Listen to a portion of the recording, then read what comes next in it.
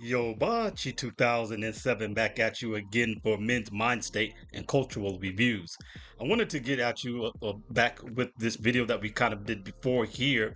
And we want to pick back up on this issue where this young lady, Riley, was on this Mormon dating show and she stepped up to give her pitch about herself and it didn't quite go her way. She got rejected by all 10 men, but that wasn't the end of the show. That was actually just the beginning, and she continues to soldier on as we're going to see. So let's pick back up with this next clip of the first guy who stands up to pitch himself. A couple of people after Riley, two women went first, I believe, and then they went with this guy. He was the first guy to stand up, I think, and let's see how what the reaction is and what Riley's adventures are from there. This is gonna be interesting. Let's go, bro! Hi, ladies. My name's Dakota. I'm 26 years old, 6'2", just so you guys know.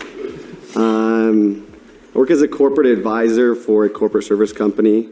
I love sports. Playing basketball is probably my biggest hobby, and golf right now. It's back in season. I need a co-captain this summer because I have a boat and I like going boating all the time, so definitely looking for a co-captain there. And I'm super family oriented as well. Love spending.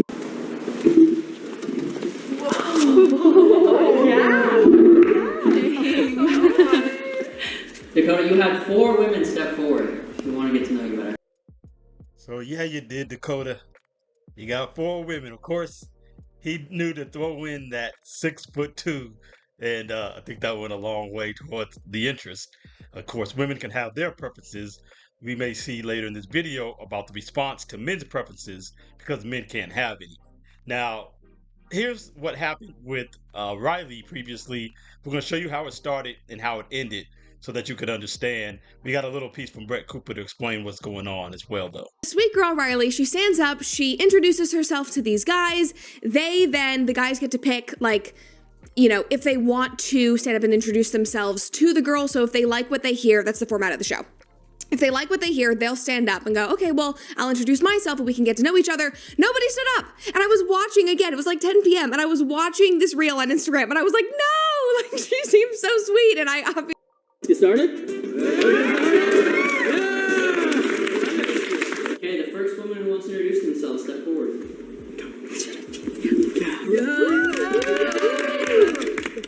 Favorite things to plan, and I'm looking for someone that wants to be my adventure buddy, and it's someone that I can trust in and is going to be there for me. Aww. I wanted to go first.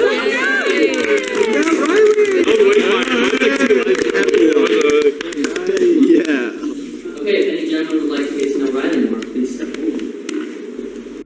They're all fake, like, yeah, oh, Riley.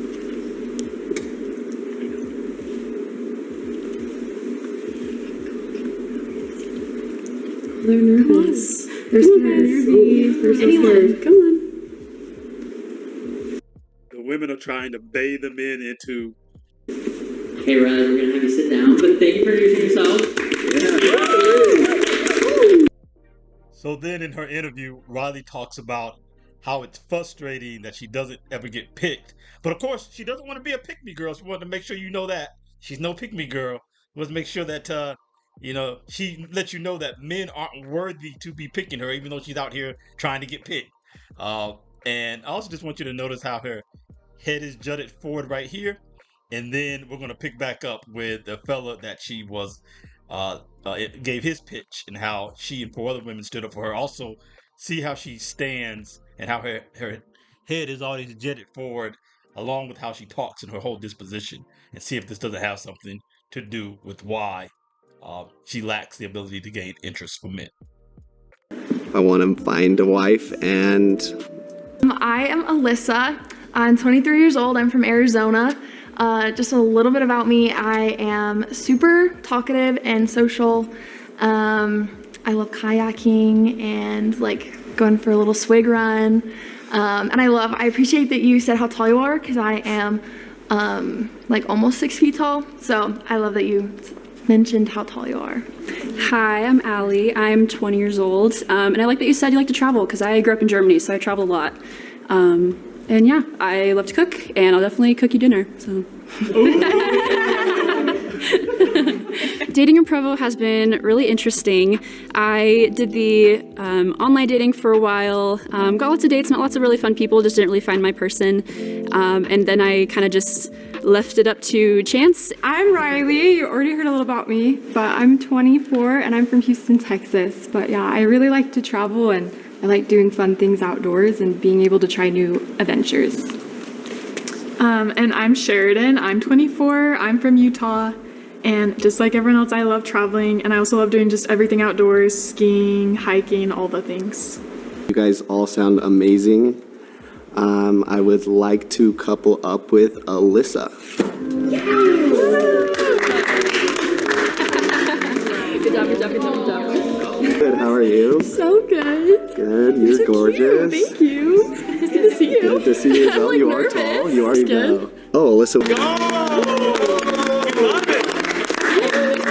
So let's review a couple things from this interaction. Oh man, it's not gonna let me.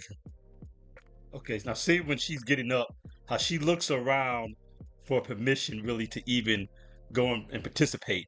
But the fact that after she had already been rejected by all the men, she thought it was a good idea to get up for the 6'2" Chad.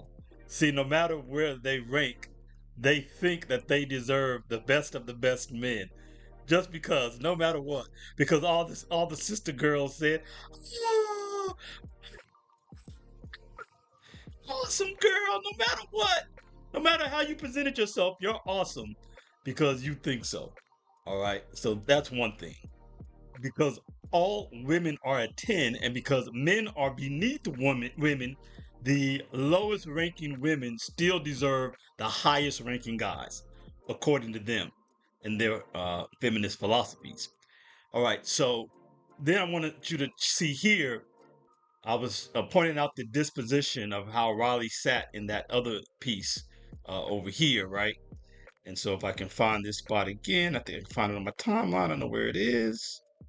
Okay, so over here, again, look at her, how she's standing, how her head is jetted forward, her pelvis is out, the upper part of her back is slumped out like this, and then look at that in juxtaposition to the other women and how they stand with confidence, and then how we heard them speak, what their voices sound like, particularly the one who got picked, how womanly she sound versus how little girly she sounds. So even without seeing this disposition, it still projects through the way she speaks, so that the guys on the other side of this curtain, even without seeing her, could feel and receive the energy of what her disposition is and how kind of goofy it is and not of uh, interest for male attraction versus the way she and really the other two women as well, but particularly this one represented in the difference there.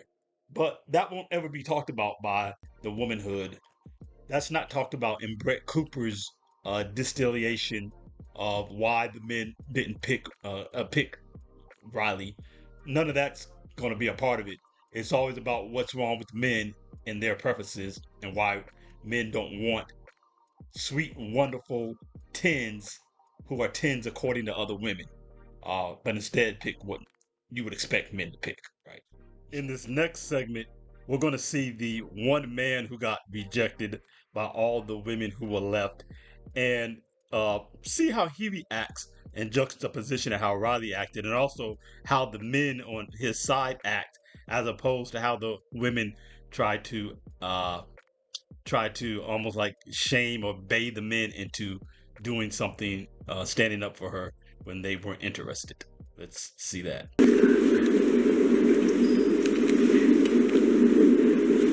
On the introduction and apply my sense of humor to it. Hey, if you'd like to know Scott more, ladies, please step forward.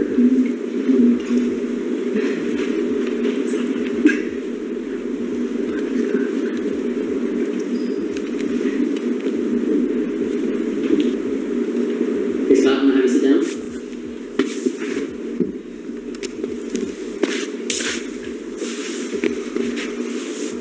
you see how she did this motion like he needs to go sit down? And then she did a little sassy bye-bye. Like, bye-bye, sucker, you ain't get picked. You see why? I didn't even watch this part. But you can, that's even just some more to the point of where I said in my previous video why I don't feel sorry for Riley. Well, I would have felt sorry for her, but seeing how she really is, and just on the pick me part of it, that whole mind frame that she presented, which basically she was saying that men aren't worthy to pick her in the first place. I already knew who she is just on that, and I didn't feel sorry for her. But she continues to show throughout this how she really is. And you see, the men didn't sit there and cape for him like the women did for her, nor did they try to shame the women into standing up for him like the women tried to do to the man. And you could see, even though she didn't get picked, she had to suffer the humiliation. She wanted to add fuel onto that and mocked him when he didn't get picked. So this is why I don't feel sorry for them. They're not. These women are not sugar and spice and everything nice. They're vindictive, uh, and this is what you get with them. So there's no reason to feel sorry for them. Men get rejected all the time, and they take it on the chin, like we're going to see him do in these comments. And women act like that we owe them our attention, and we don't. But this is why I don't feel sorry. Look how she is. I've come to terms a long time ago with the fact I'm not compatible with that many people, but that's what it's about, is being yourself, having a good time doing it, most importantly, and let the chips fall where they may. You know, get to know some of y'all. Okay, ladies, would like to get to know Matt more, please.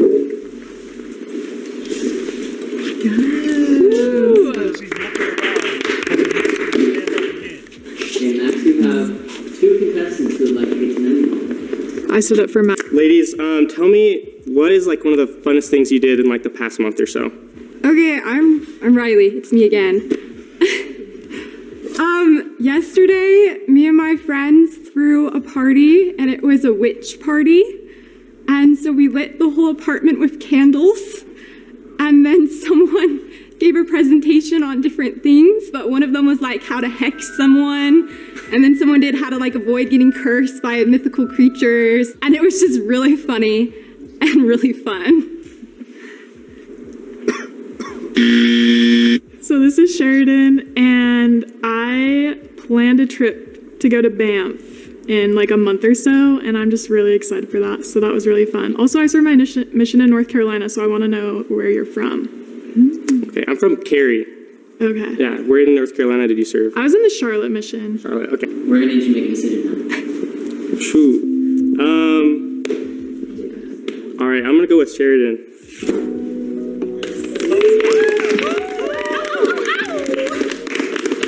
Hollis, as you know, from Riverton, Utah. My dad's from here in Draper, Utah, but my mom's actually from Thailand. So me and my family go back and visit Thailand, where she's from, in southern Thailand, where all the beaches. Okay, ladies, would like to get to know Hollis more, please. We have 3 ladies step forward for you. All right, I'm Big Jesus guy, so I gotta know, what's your favorite scripture? It's in 2 Nephi 4. I don't know what verse it is, but it says, "My God has been my support. He has led me through my afflictions in the wilderness, and he has preserved me upon the waters of the deep." Are you reading off something? No, I haven't memorized. And the end of it is, he has filled my soul with his love. And I think that in a time of my life that was really hard, that was something that like meant a lot to me, and it's something that I have memorized because of that. That's cool. Thanks for sharing that. I'm not as good as Riley, and I can't recite it word for word, but my favorite is Moses 6:34, basically talking about how, you know, with God all things are possible, you know. Okay, I wanted to let it play for a while, but I gotta jump in here with some commentary. So first of all, even the show was mocking Riley when she's talking about her witch party. The show had the hat come down. You can see every time when she gets up, she looks around timidly, like she's asking permission. Is it okay for me to go up there? I want to go, but I'm not going to go unless I have some competition. She's too scared to go be the only one or something. It's weird. She knows she really shouldn't be standing up, but she thinks she deserves somebody. They rejected her from the get-go, and she won't just accept the rejection and understand that No man is going to now pick you from this same group where they've all already rejected you. There's already social signaling with amongst one another that you ain't it, and nobody's going to play themselves by now picking you, especially since there's other choices. The fact that she doesn't get this again, this just goes to, well, one, she's just socially awkward and doesn't understand social cues. She's clearly an intelligent person, but she's not a socially very smart person, right? And then two, um, and the whole witch thing is another example of her just social cluelessness, which we'll come back to. But two, the fact that she has no understanding of men and doesn't want to understand men, as most modern women don't. That she can't clue in on the fact that after having collectively rejected you, nobody's going to now pick you and be like, oh, well, must have made a mistake earlier. I guess I really do want to go to any themed party. No, they don't. And then party this witchcraft. They're Mormons. They're supposedly like Christians. They call themselves Christians. They love Jesus, even though they go by the Book of Mormon. And that's where they're quoting all these scriptures from. They're from the Book of Mormons, which I have one. Let me see if I got it, if I can find it. Nope. I used to know exactly where that was, but since I moved to my house a few years ago, I think it's still in a box somewhere in my garage, probably. All right, but yeah. So they have their own books of the Book of Mormon, and that's what they're quoted for. That's why you don't recognize any of those chapters and verses that they were naming. But anyway, yeah. So anyway, witchcraft should be incompatible with anything and anyone who purports to be a Christian denomination. It's witchcraft. It is the central. Witchcraft is basically one of the. It's spiritualism. It's worship of nature. It's basically worship of Satan through nature, where you worship the created things instead of the creator. And it is called out in the Bible explicitly multiple times as being a great evil. And she's happily talking about how she does theme parties, which she already told us was her favorite thing. And she does theme parties of witchcraft and does presentations on how to put hexes on people, which is basically bedeviling people. She's basically just saying she's locked arms with the devil, and then she expects people who are all about Jesus to pick her. Totally clueless. And these men were right not to pick her. Her red flags were obvious from the get-go. Everybody was able to spot them just by hearing her speak and what she spoke about and how she spoke. And she just proved it more and more throughout the show. In one sense, I would say that she's courageous. It's like, hey, she's got no fear, but she has no fear because she has no sense. So she's really cringe. So, my title, Courageous or Cringe, it's more cringe than courageous, but it's some of both. I think she's courageous, but she basically doesn't have good sense to realize how poorly she's representing herself. Again, given that story about witchcraft, she thought that was a good idea. Unbelievable. Let's finish out the rest of the last interactions, then we'll get on out of here. For human beings, I'm gonna couple with Jordan.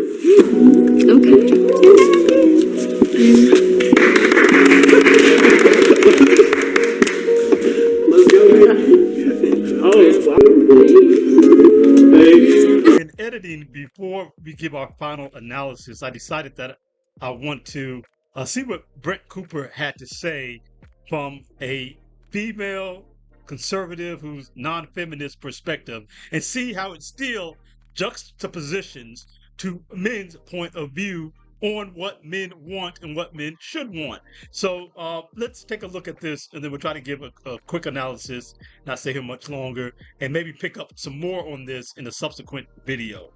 And everyone has an opinion on why Sweet Riley did not get picked, and they genuinely are shocking. Again, not shocking, but still, if you are a normal person, they're shocking. These are the types of things that people were saying. This guy said, we need to talk more about how much of a red flag it is for men when a girl says, I love to travel. Apparently, that is a huge red flag. Another person said, the most charitable view of this is that quote unquote travel means shifty, rootless, and a compulsive spender. Another guy said, quote unquote, I want to get railed by lots of foreign men and then settle down. Another guy said, so many red flags with this one. Way too much crazy with way too little hot. Easy pass. Guys, hire your full just because she likes to travel. She has way too much going on because she went skydiving, she got scuba certified, she learned how to ski, and she's so excited about going to Australia. Oh my God, red flag, shifty, rootless. That is like, I shouldn't be laughing at this comment, but I literally cackled out loud because I was like, what bubble are you living in? Like, in what world did you watch that video of that sweet, innocent girl and go, oh yeah, shifty, rootless? So the bubble that those men are living in are called the bubble of men's perspective and men's preferences, which of course men are not allowed to have with any kind of women, right? So even when you get outside of always blaming liberal women only, you can see, again, at least unlike Tommy Lauren, another arch conservative female who just outright hates men, Brett didn't sit here and just be didn't negatively blame men and made it a point to say she's not just blaming men, but she still thinks she's supposed to correct men's wrong perspective, and that it's our perspective is out of some wrong bubble, and we need women to give us the right perspective on our preferences and what we know and understand from our experiences of dealing with women and knowing what travel is really all about. All of this traveling is really another aspect that was left out by all of those guys. Some of those things that were mentioned in those X comments, Twitter comments were correct, but also a lot of it has to do with women who can't get men needing to soothe their soul by trying to feel fulfilled through travel to replace the lack of companionship and closeness that you would get from being with the man, so they think they can live, laugh, love in Bali and somehow make up for the fact that nobody wants them. And so that is a major part of it. And while they're doing that, part of why they even have to do that to begin with is because of their lack of willingness to be cooperative with men and to give any credence to the male perspective and be what men want, so men would want to be with them. But again, they always have a pushback to anything that men say, anything that men want, any preferences that men have. And she's talking about sweet Riley, right? She gives off a sweet disposition up front. But then as we went through the video and I pointed out to you, she's not very sweet. She's strong and independent, and she don't want to be picked by no man, because why would she want to be somebody who a man who's beneath her should be able to pick? And she's into witchcraft. Well, men were able to recognize those red flags up front just by seeing some basic things she was saying. Already tipped you off. Theme parties, who's going to go with me on my adventures, I love to travel, always pushing that. You already know what it is. You're watching 2007 Men's Mind State and Cultural Reviews. We'll get back at you with the follow-up video on this later. Peace. Like, subscribe, notification bell, and hit one of the videos that have popped up. We really appreciate your engagement here with the channel. It's very important to engage. Please like, subscribe, and maybe check out another video.